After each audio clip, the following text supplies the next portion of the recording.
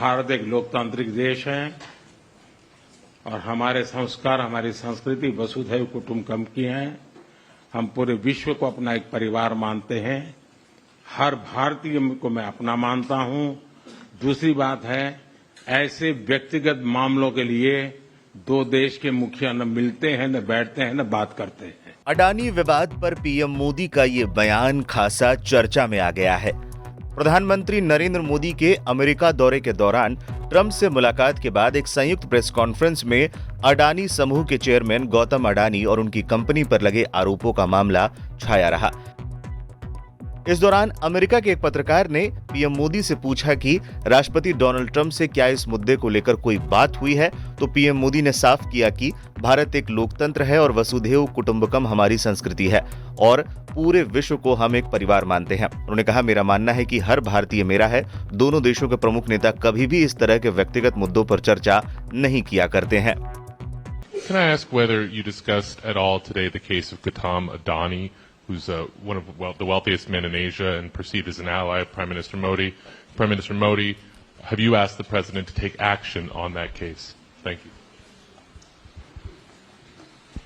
पहली बात है, भारत एक लोकतांत्रिक देश है और हमारे संस्कार, हमारी संस्कृति वसुधैव कुटुंबकम की है। हम पूरे विश्व को अपना एक परिवार मानते हैं। हर भारतीय को मैं अपना मानता हूं। दूसरी बात है, ऐसे व्यक्तिगत मामलों के लिए दो देश के मुखिया न मिलते हैं, न बैठते हैं, न बात करते हैं। अडानी की कंपनी पर लगे थे रिश्वतखोरी के आरोप। राष्ट्रपति जो बाइडेन के अधीन न्याय विभाग ने गौतम अडानी पर सोलर एनर्जी कॉन्ट्रैक्ट के लिए मन मुताबिक शर्तों के बदले भारतीय अधिकारियों को 25 करोड़ अमेरिकी डॉलर, लगभग 2100 करोड़ रुपए से अधिक की रिश्वत देने की योजना का कथित रूप से हिस्सा होने का आरोप लगाया गया था। ये उन अमेरिकी बैंकों और निवेशकों से छुपाया गया था जिनसे अडानी समूह ने परियोजना के लिए अरबों डॉलर जुटाए थे, जिसके परिणाम स्वरूप अडानी के खिलाफ आरोप लगाए गए थे। जब गौतम अडानी और उनके अधिकारियों पर यह आरोप लगा, तब अमेरिका में जो बाइडेन की सरकार थी। लेकिन राष्ट्रपति ट्रंप ने हाल ही में अपने आदेश से न्याय विभाग के उस 50 साल पुराने कानून को ही निरस्त कर दिया, जिसके कानून के तहत गौतम अडानी पर यह आरोप लगाए गए थे। रिश्वत के आरोपों पर गौतम अडानी का रिएक्शन।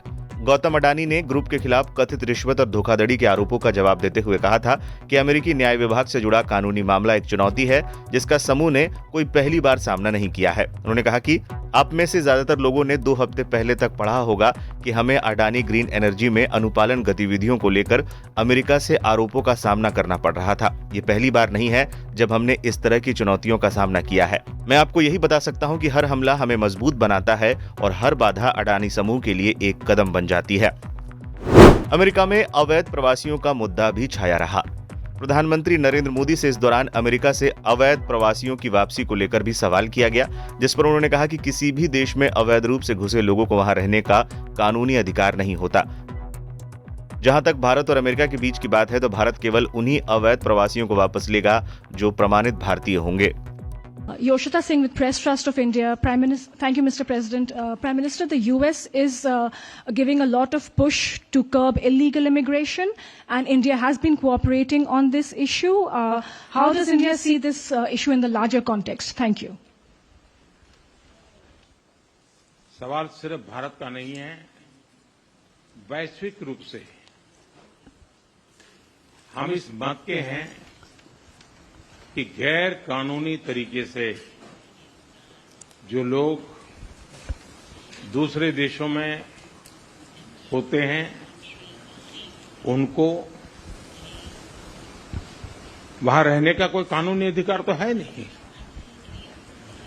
जहां तक भारत और अमेरिका का सवाल है, हमने हमेशा कहा है कि जो वेरीफाइड होगा, कि जो सच्चे अर्थ में भारत का ही नागरिक होगा, वो अगर अमेरिका में गैर कानूनी तरीके से रहता है तो उसको वापस लेने के लिए भारत तैयार है।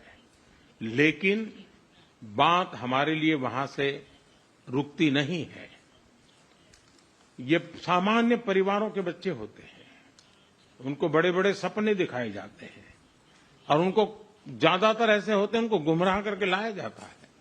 और इसलिए ये ह्यूमन ट्रैफिकिंग में जुड़े हुए पूरे इकोसिस्टम पर हमने वार करना चाहिए और अमेरिका और भारत मिल करके हमारी कोशिश है और हमारी कोशिश रहनी चाहिए कि इस प्रकार की पूरी इकोसिस्टम को हमें जड़ मूल से नष्ट करना चाहिए ताकि ह्यूमन ट्रैफिकिंग बंद हो और गरीब लोगों को जो अपनी धन दौलत बेच करके ऐसे बड़े बड़े सपने दिखा करके उनको अंधेरे में रख करके ले जाया जाए, उनके साथ भी अन्याय है।